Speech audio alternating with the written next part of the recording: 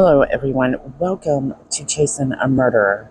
Today, we are on part 100 of Life Beyond the Grave, which is attached to the Lori Vallow and ChadDaybell case. And to be honest, guys, I might try to actually cut it down even more to try to get this thing finished. This is probably one of the most overwhelming amount of evidence of evil I think anyone could find in one stack. So where did we leave off on part 99? Well, we were going into the ranking system that Lori and Chad were using, and a lot of people were wondering, where did this ranking system come from? Well, to be honest, Julie Rowe was using a ranking system, but it wasn't being used in the manner that Chad and Lori uses it in. Yes, Julie Rowe believes in multiple lives and probations. And what it seems like to me is she has a few fans that is taking what she is teaching, turning it into basically a black hole. And once it starts spinning, it will devour and devour at a never-ending pace. Let's start off with Zelima's interview with police after all of this happened. She says that she wasn't able to put most of this together until months and months and months later. I know what you guys are thinking. How did she miss this? How could you, with all these bizarre things happening surrounding them, like Charles Vallow's death, Tammy Daybell's death, the 2 children missing? In her police interview, she claims she just really didn't know. And I know the majority of us don't believe that, but there is a possibility that people aren't able to grasp on, like some people. As the castings ramp up, some of these witnesses say that they're using elements in these little circles that they're standing in and prayers. But a lot of these things are familiar to several things that would not be attached to the LDS. One of them being magic, witchery. Something similar to that would be energy healing. A lot of their words that they use during these castings fall upon those lines. So that they do not fall upon so much Jesus Christ unless people like Aubrey and Melanie Gibb, who said they refuse to use the elements or other special gifts during these prayers, they use Jesus Christ instead. So let's listen in on how Zelima feels about the castings, how they happened. You're not going to get a lot of detail, but it's from the horse's mouth. Before we do, let's talk about how Zelima presents herself in this interview. She presents herself as a person that doesn't understand what's happening around her. Kind of like a child. A little girl telling a story she doesn't understand. She uses a lot of ums and she uses the tone of voice of a child. I believe them. Zelima says that she totally believed everything that Lori and Chad said to her. Now remember, the first castings was around March of 2019 where the ladies got together, and those castings continue through phone and then at restaurants and then a few people's homes and all the way through until I believe it's the end of the summer going into the fall. Now remember, we talked about the strings, and in Proverbs 15:13, when it says the spirit is broken, that means that the string has snapped. So this is how they believe that they can combine the energy code to the doctrine of Jesus Christ. In Luke 6:21, Jesus is looking at people who are downtrodden and sorrowful. And he says, "Blessed are ye that hunger now, for ye shall be filled. Blessed are ye that weep now, for ye shall laugh. He tells us to laugh. And in other research, it is described as a strong silver-colored elastic cord which joins a person's physical body to its astral body. Several of these people believe some of the things that Alfred, and I don't know if I'm saying this right, Vallow, an astral projector, reported observing that during his out-of-body experience, he noticed glue-like strings.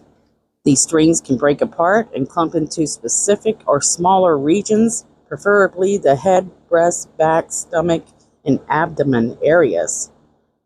And so these strings come together to form that silver cord. We know that ChadDaybell was very interested in astral body or out-of-body experiences or astral projection. He had actually had an out-of-body experience in front of his family, I believe in his kitchen, but I can't give you the date. There is a religion, Hmong, Hmong. It's a very unique religion where they usually are either Christian or a traditional version of that Hmong.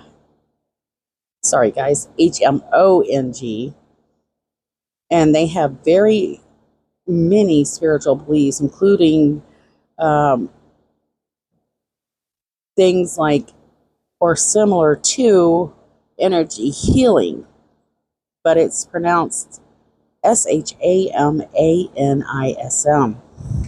In this religion, they're able to go to a spirit world, which they battled the body spirits that ran away to bring them back. So they keep them staying there by trying to, tying them by a string to the body. Shamans are special people who are actually chosen by the spirits to be one of the people who is able to talk to the spirits and help heal people and give blessings. So a lot of Chad's teachings and interests seem to follow the lines of other practices and religions that I've run across. So how do people become zombies? Well, they have these body strings, these spirit springs, tying you to the physical body. And they will break one by one when you get injured and so on, and as you grow older. So when Charles got in that car accident, all of his strings completely broke and detached from his body. At that point, his spirit is released from the body. That opens it up for another spirit, a demon, who is, their main goal is to find some kind of object or body that they can take over. If a spirit does not take over that body that has been vacated, then that body becomes dead. Now, what we're being told are quite condescending reasons as to why they're there with Lori doing these castings.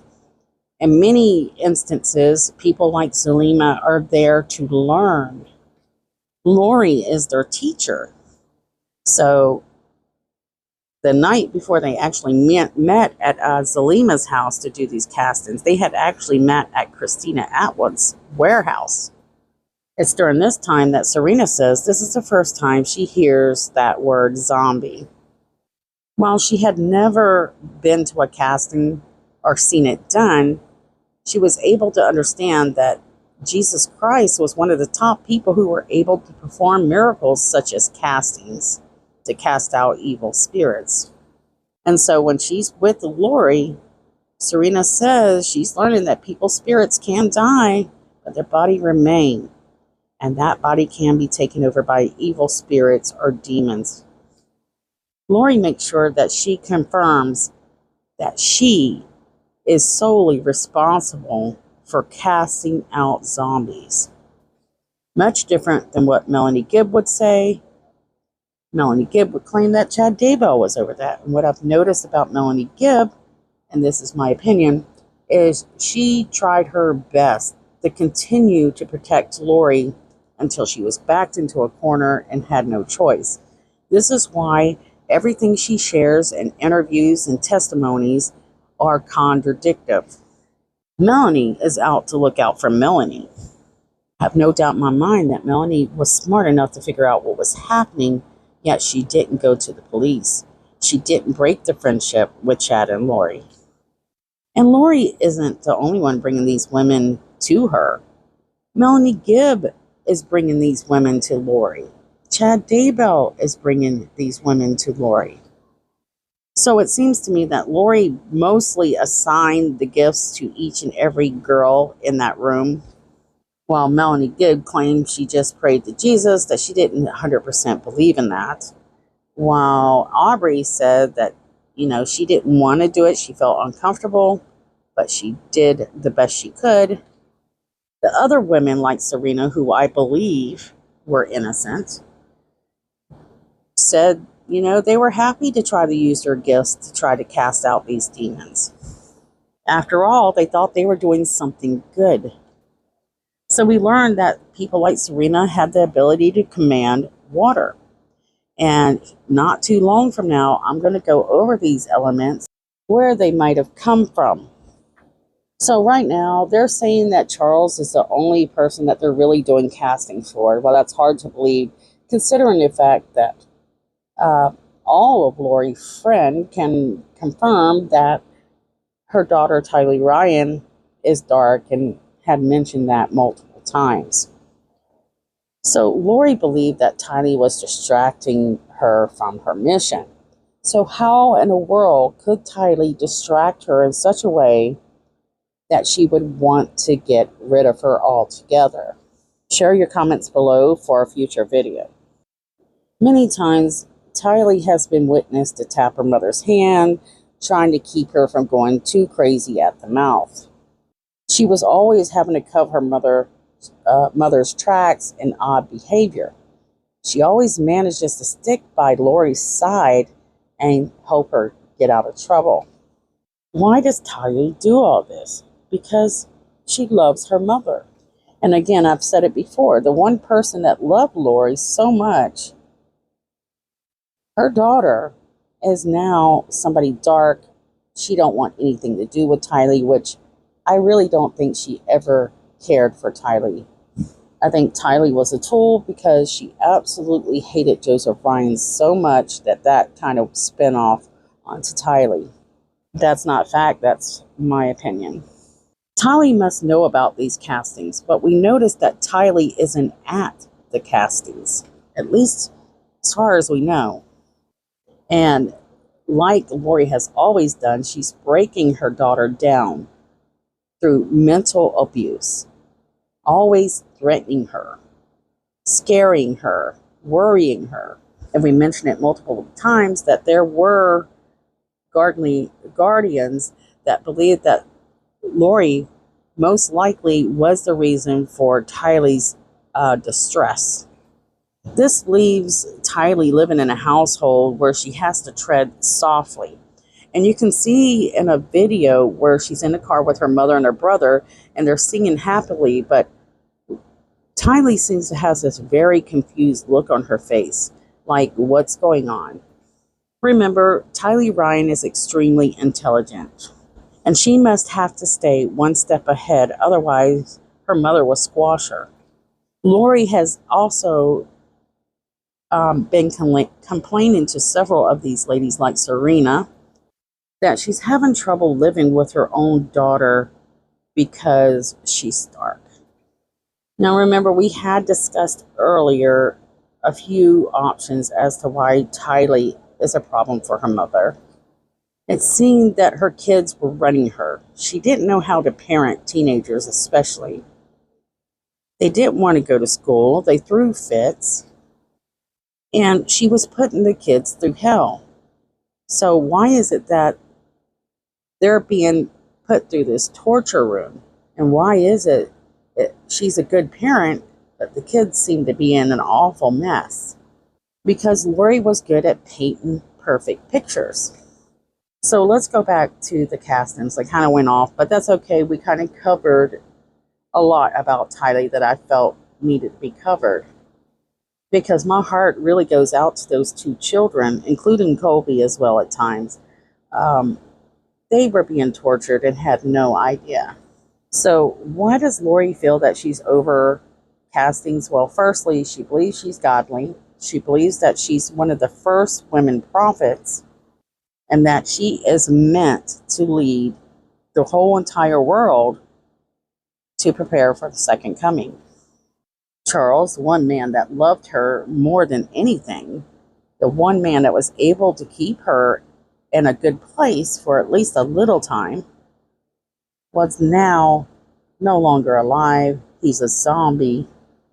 And she has plans to get rid of this demon. She's portraying that she cares about Charles. And the reason why she's doing this is to help Charles. His body, his spirit is trapped in limbo. And it is necessary that they find any means possible to get the demon out of his body. If they can do this, this will release his imprisoned spirit. The most interesting thing is, out of everyone else, though they say Zelima is supposed to carry them, she has the most special mission, Melanie Gibb knows exactly what's going on with everything because she's with Lori a lot of the time. If she isn't, she's on the phone with her, and Lori uses her as her lead man. Now, we do hear from a couple of people who insinuate, especially Melanie Gibb, like I said, she likes to push all the blame onto Chad, that Chad is the one telling Lori what to do. Now, it is true that Chad was doing a few castings before Lori come along. But I won't be able to get those details until certain people are ready to talk about that. So, could Lori have got this idea from Chad and just took it over? Well, that's possible because whatever Lori gets into, she has to control it. So maybe she did get these ideas from Julie. Maybe she did get these ideas from ChadDaybell. But they weren't controlling her. And they weren't controlling the direction. Lori is good at leading people to believe that they are in control. But the truth of the matter is, they are not. Not once has Melanie Gibb taken the responsibility of the trouble she caused. Instead, Melanie Gibb, like Lori, is quick to throw everyone else under the bus. She'll even blame Christina in one of the interviews for some of these things that are going on within the group. In fact, Melanie acts as though she don't even understand what they're talking about half the time or the rankings of the 144,000. I can tell you right now, Melanie Gibb had an interest in the 144,000 before Lori come along. Melanie said, though she was there for the castings, that it didn't matter because she didn't believe in it and that these powers didn't work, basically. So you can listen to this interview where Melanie Gibb is going to describe some of the castings and, some of the magic and energy work that they're doing. And, she'll go like, because she's not wanting to explain the details. She's embarrassed to admit what she believes.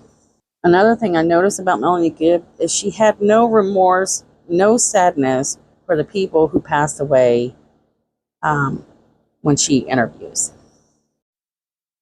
Melanie Gibb is excited to tell these stories. This is why she's in with this group at the same time. She loves these things, and for her, this is exciting, but she's also ashamed to share it with a non-believer. Lori would move back from Hawaii suddenly to Arizona. I've always wondered what that was about.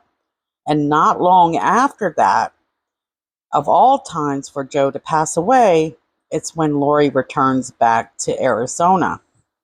The dates for Lori, exact dates where she left Hawaii to Arizona, are unknown, but it's close to the time that Joseph Ryan passes away. Listen closely. to how excited Mel is. And the first one you're involved in was at Zelima's house. And I can't remember if they did it that night or the next day, or I don't remember, but it was... Was it still at Zelima's house here? Yeah, I think so, yeah. Pretty sure. And was that just for Charles? Oh, absolutely, because that's the only person they knew had that issue at the time, according to their pretend revelation. They call it pretend because who knows what they're listening to. Describe to me how they did they it? did it. Okay, so they were trying to figure out first how to do it, and so they were all coming up with different ideas, and I wasn't familiar with their vernacular. They would say things like, like Melanie would coin the phrase, probably like some kind of malachite or something. Like malachite's a gem. Mm-hmm. So they thought that gem had powers. You know how like in the chakra world people get into stones and stuff like that? They kind of brought that into that. So they thought that had the power. And then... Those malachite rings, or the malachite stone. Well, she eventually got that, yeah, but that was... Yeah, like the malachite stone. And then I remember Serena having a moment where she was like, we just need to ask... I don't know, it's a question. I remember it triggered something like, we need to ask permission for something. Anyway, sorry, it's been too long. And it was weird that something happened that night that was strange. Zelima and was it Serena? It's almost like they got attacked by an evil spirit. Like all of a sudden, Zelima's sitting there talking, and all of a sudden she can't breathe. Like she's like, I'm having a hard time breathing. I'm like, what is that about?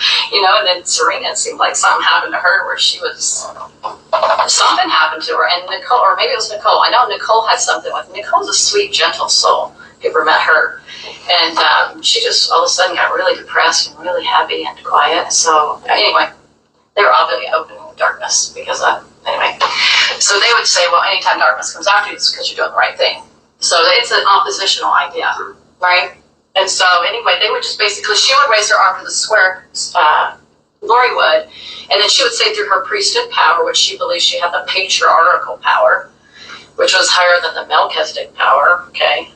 Sorry if this is confusing. I'm following. She's following. So, I have patient. And Chad would help groom her into these beliefs and ideas. He would help her believe more and more, like, you're the most powerful woman in the world. Mm. And so anyway, they would just, each one of them had like a little something to say, like how they could help in a loving manner. It wasn't like an evil or a dark, like a yucky kind of a voice. It was, or I'm mad at you kind of a voice. It was like, come to the light, or something like that. And so the only part I pitched in was my testimony of Jesus Christ. I didn't have anything else to offer than that, because I was like, well, Jesus did this, and look at what's his name, and look at Paul the apostle, and and I was just trying to share my little part, because I was like, all these people I don't know. And so anyway, that's just how she did it. And so she would, and I think she kind of did it more on her own as she got more closer to Chad, and everybody's kind of started leaving the group, like Nicole and what's her name, Christina were out, and then Serena was out early. Thank goodness on their part they were out early. And it's only because Lord was getting jealous, or how the jealousy can get in, and she was worried. So then she tells me, well, because we had listened to Mike Shroud, he talked about 144,000 and about how people are going to be called to help be instruments in God's hands of bringing people together, like the lost tribes and different things in the last days. And so she says, well, I've had these experiences, and I know that I am part of the 144,000. The Lord sealed me his in the temple kind of thing. And I didn't necessarily disbelieve it. It wasn't a new thought for me, because I had listened to different podcasters talk about some of their experiences, and I didn't think that they were lying either, because they sounded like it matched the Mormon doctrine. All of it did. Because I read the scriptures a lot, and I thought, well, I know about these things, but something's actually having them. And so, but people can have real experiences, but somebody can take that and act like that as their own. Sure. And I think that's what she did. She took some information that could or couldn't have been true. I don't know if the guy had it or if he was deceived. I don't know that personally. But anyway, she learned a lot about, and Julie Rowe, they talked about casting out. They talked about when evil spirits, you put your arm to the square, you cast out, you use, and then talked about love as your most powerful weapon. And different weapons. He would say different weapons. I don't know if he described them, but he just talked about love as the most powerful weapon we can use against the adversary. I remember one time she told me when she was in Hawaii, before I ever met her, so this was when she was living there, she recalled a moment. She goes, I remember, Melanie, I woke up, an angel woke me up. It said, you need to email Julie Rowe and tell her that she's a true servant. And I was thinking, wow, maybe Julie, because I didn't think Lord was lying to me. I thought she was really enlightened. And anyway, she believed in this. And anyway, she said. So here, Melanie Gibb will mention the fact that Moroni had reached out to Lori multiple times, but told her that she was to be a leader of the 144,000 and that she was to lead women. And so, so when her and I met that day, she's like, I know that Moroni, she must have told me about Moroni, or he was the Savior. I know that he's called me to be part of that 144,000 to help other women. I'm to gather other women, something like that, and help them be part of the gathering kind of thing. Okay? So her and I go to the temple. We go to the Phoenix temple because I remember the Gilbert temple was closed. So we're going in there. This is, if you're LDS, you're going to be surprised by this. This is where the deception really began. I go into the temple, and I'm going to the dressing room. We're getting our white clothes on, and she is in the dressing stall. And I come out and I stand behind. They have an arch window in the Phoenix temple, right in the women's room. And I'm standing there, and all of a sudden I get this like heat all over my head. And I'm like, what's that? So I said, Lori. She comes out and said, you feel my head? And she goes, oh, it's happening. And I was like, yeah, it's really hot on top of it. I didn't have a fever. Nowhere else on my body was hot. And it wasn't because the sun was coming through. It was really like this heat. It lasted for, I don't know, like a minute or two. And she's like, wow, it's happening. I'm thinking, wow, that's pretty awesome. You know, I'm thinking that's good. And so anyway, we go into a couple of different rooms. I don't want to share too much because it's a temple. Right. But anyway, she thinks that she has the power to ordain me at that point to be part of this 144,000. And so she says a little prayer. That's her thing, her little prayers. And did she say where she got the keys to ordain you? Yeah, from the Lord himself and from Moroni. Herself in the temple, in the initiatories, in a certain location of the initiatories. And the interesting thing, I told this to Rob, the same place that Zelima said she saw the Lord was the same place he said. And I was like, how did that happen where she said the same place? And he goes, well, Melanie, people can have some psychological word, I don't remember what to call it. So some the psychological word that she had this experience. And I was like, well, I never had anything like that. So I don't have the experience they do because I don't have visionary experiences. That's not me. That's not my gift. So I just assumed that because they had them, they knew more than me. Well, if they can see that, Melanie is so surprised that she even talked to people that work in the temple, and they explained to Melanie that people like Lori and Chad, well, they can bring Satan in with them. So Melanie says because these things are happening in the temple, she's talking to people in the temple. God wouldn't allow this, basically. She couldn't believe that there could be bad happen in the temple. That's the house of the Lord. But she had no idea when they say Satan can walk in that door, how right they are, because we'll go over that. Some of the research that I'm doing insinuates that if there ever was a such thing as Satan, Lori and ChadDaybell are the prime examples that Satan exists.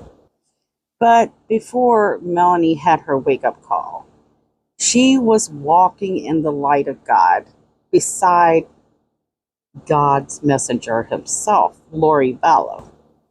Lori Vallow clearly was manipulating many of these people. She did this by valuing them and giving them gifts to feel special. According to Melanie Gibb, ChadDaybell was doing the same thing to Lori, but Lori had already envisioned herself as greatness before she met Chad. So I would have to say that ChadDaybell was more playing to Lori's ego. What I noticed about these casting circles is it seemed like a bunch of high school girls hanging out together playing with a Ouija board. We hear Melanie Gibb mention the fact that Lori gets jealous. Who is Lori getting jealous of? Well, There's 3 ladies that we have to be concerned about when it comes to that topic. That would be Serena, Christina, and Nicole. We learned a podcast before that Lori was starting to push several girls away. One of the reasons being is one of them was talking to ChadDaybell far too much. And you heard from Melanie Gibb's lips that there was a time that Lori Vallow valued Julie Rowe and her gifts. But now, during some of these castings, they're saying that Julie Rowe is using her spirit to attack some of these girls. What happened to the fact that Lori sent a godly email, a godly message, conferring that Julie was doing the work of the Lord? That is a complete 360.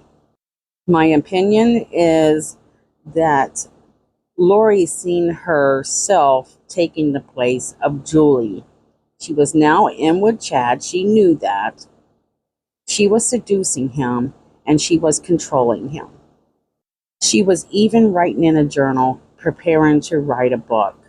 So where we'll leave off is we're going to start talking in the next series, part of the series, about ChadDaybell and how he believed in demons from a young age.